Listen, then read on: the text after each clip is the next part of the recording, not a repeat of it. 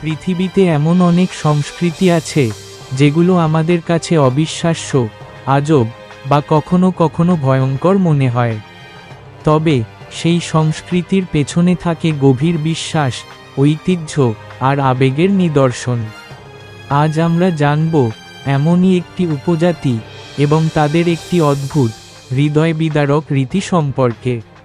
এটি এমন একটি রীতি যেখানে মানুষ প্রিয়জনের মৃত্যুতে কাঁদে না, বরং নিজের শরীরের একটা অংশ কেটে। আমরা কথা বলছি ইন্দোনেশিয়ার পশ্চিম পাপুয়া অঞ্চলের দানি উপজাতির ফিঙ্গার কাটিং বা আঙুল কেটে শোক প্রকাশ করার রীতি নিয়ে। ইন্দোনেশিয়ার দুর্গম ও পাহাড়ি অঞ্চলে পশ্চিম পাপুয়ার একান্ত একটি অংশে দানি উপজাতিদের বাস। তাদের জীবনযাত্রা, সংস্কৃতি ও বিশ্বাস বহির্বিশ্ব থেকে বহু বছর ধরে সম্পূর্ণভাবে বিচ্ছিন্ন ছিল। এই জাতিগোষ্ঠীর মানুষ আধুনিক জীবনের ছোঁয়া থেকে অনেকটাই দূরে, আর তাই তাদের আচার অনুষ্ঠান, ধর্মীয় বিশ্বাস ও সমাজ ব্যবস্থা আধুনিক সভ্যতার থেকে অনেকটাই ভিন্ন। তাদের জীবনের প্রতিটি অংশে আছে প্রাকৃতিক শক্তি, আত্মা ও পূর্বপুরুষদের প্রতি অগাধ শ্রদ্ধা। আর এই শ্রদ্ধারই এক বহিঃপ্রকাশ হল আঙুল কেটে শোক প্রকাশের এই ভয়ঙ্কর রীতি। দানি উপজাতির বিশ্বাস অনুযায়ী যখন কেউ মারা যায়, তখন প্রিয়জনের আত্মা জীবিতদের কাছ থেকে কিছু চায়। সেটা হতে পারে ভালোবাসা, সম্মান অথবা যন্ত্রণা। তারা মনে করে শোক কেবল চোখের জল দিয়ে প্রকাশ করা যায় না, বরং শারীরিক কষ্ট দিয়েই প্রকৃতভাবে মৃত আত্মাকে সম্মান জানানো যায়। তাই মৃত্যুর পর পরিবারের নারী সদস্যরা তাদের একটি বা একাধিক আঙুল কেটে ফেলে। এটি শুধুই শরীরের ক্ষতি নয়, বরং আত্মিকভাবে এক গভীর ত্যাগ, যেন তারা বলছে, আমরা শুধু মনে নয়, শরীরেও তোমার শোক বয়ে বেড়াচ্ছি। এই রীতি সাধারণত বাড়ির নারী সদস্যদের মধ্যে সীমাবদ্ধ। কেউ যদি তার বাবা, মা, ভাই, বোন কিংবা সন্তান হারায়, তাহলে সে এই রীতি পালন করে। আঙুল কাটা হয় একেবারে হাতে কলমে পদ্ধতিতে, কোনো আধুনিক চিকিৎসা ব্যবস্থা ছাড়াই। বেশিরভাগ ক্ষেত্রে ধারালো পাথর বা ছুরি ব্যবহার করা হয়। প্রথমে আঙুলে শক্ত করে দড়ি বা লতাপাতা পেঁচিয়ে রক্ত চলাচল বন্ধ করা হয়, এরপর কেটে ফেলা হয় সেই অংশ। রক্তপাতের ঝুঁকি কমাতে কেটে ফেলার পর আঙুলে ছাই, মাটি বা গাছের নির্যাস লাগানো হয়।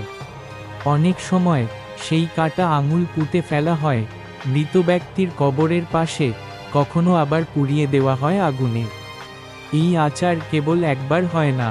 যদি এক নারী তার জীবনে একাধিক প্রিয়জন হারায়, তবে প্রত্যেকবার সে একটি করে আঙুল হারায়। অনেক নারীকে দেখা গেছে যাদের হাতের একটিও পূর্ণ আঙুল নেই, প্রতিটি কেটে ফেলা হয়েছে শোকের বহিঃপ্রকাশ হিসেবে। এই রীতিতে নারীদের উপর চাপ অনেক বেশি। পরিবারের সম্মান, সমাজের রীতিনীতি এবং প্রথার প্রতি শ্রদ্ধা প্রকাশের চাপে অনেক নারী নিজের ইচ্ছার বিরুদ্ধেই এই রীতি মানতে বাধ্য হয়।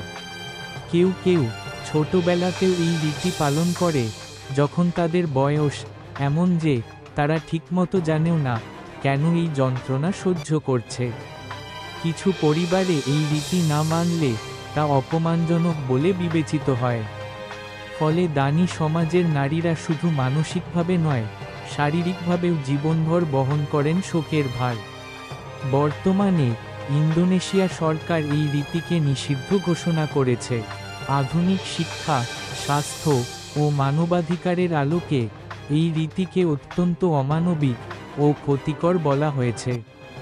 সরকারি এবং বেসরকারি সংগঠনগুলো সচেতনতা বাড়াতে নানা পদক্ষেপ নিচ্ছে। দানি উপজাতির নতুন প্রজন্ম অনেকটাই এই রীতি থেকে সরে এসেছে, কিন্তু সমস্যা হলো দুর্গম পাহাড়ি অঞ্চলে আজও কিছু গোষ্ঠী গোপনে এই রীতির চর্চা করে যাচ্ছে। তারা এটিকে তাদের আত্মপরিচয়ের অংশ মনে করে এবং বাইরের হস্তক্ষেপকে সংস্কৃতির উপর আঘাত হিসেবে দেখে। এই রীতির ছবি ও বিবরণ যখন বিভিন্ন ফটোগ্রাফার ও ডকুমেন্টারির মাধ্যমে বিশ্বজুড়ে ছড়িয়ে পড়ে, তখন তা বিস্ময়, ভয় ও ও সহানুভূতির মিশ্র প্রতিক্রিয়া তৈরি করে। বিশেষ করে জিমি নেলসন নামের একজন বিখ্যাত চিত্রগ্রাহক তার ক্যামেরায় এই উপজাতি নারীদের ছবি তুলে নিয়ে আসেন আন্তর্জাতিক আলোচনায়। ফিঙ্গার কাটিং রীতির মুখচ্ছবি হয়ে ওঠে সেই নারীরা যাদের মুখে শোকের অভিব্যক্তি আর হাতে অঙ্গহীনতার নিদর্শন একসাথে রয়ে গেছে। একদিকে যখন আমরা বলছি এই রীতি নিষ্ঠুর, বর্বর এবং অমানবিক, তখন আবার এটাও সত্যি যে এটি একটি সংস্কৃতির অন্তর্নিহিত বহিঃপ্রকাশ। প্রতিটি সমাজেই শোক প্রকাশের ধরন আলাদা।